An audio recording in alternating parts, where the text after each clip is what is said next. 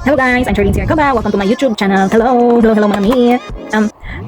Today, magre-review na naman tayo ng isang panibagong rejuvenating set. Okay?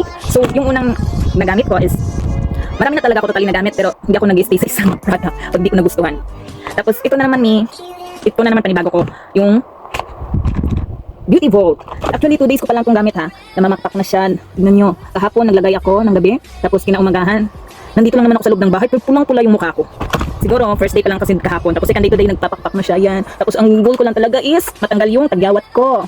Ang dami oh, ang dami. Kakatapos ko lang kasi gumamit ng CY Glow last day. Tapos pinalitan ko na agad-agad ng Beauty Vault. Tapos ito na yung result niya for 2 days. Nagpapakpak na siya. Yung CY Glow kasi hindi siya nagpapakpak. Yung 7 days challenge na glass skin nila. Tapos hindi siya namamakpak. Tapos hindi rin kasi strong yung toner noon. Ito medyo pagka-intense siya. Gumamit na din kasi ako dati ng ng beauty, yung pink na beauty glow. Gumamit na din ako. Yung beauty glow din, mas malakas. Sobrang extensively. So, namamakpak din yun.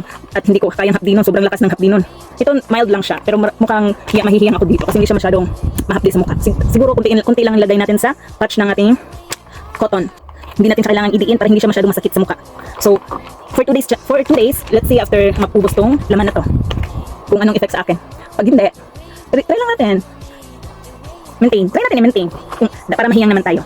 So, thank you for watching. Let's see the review for another 7 days challenge. Bye-bye! Thank you for watching!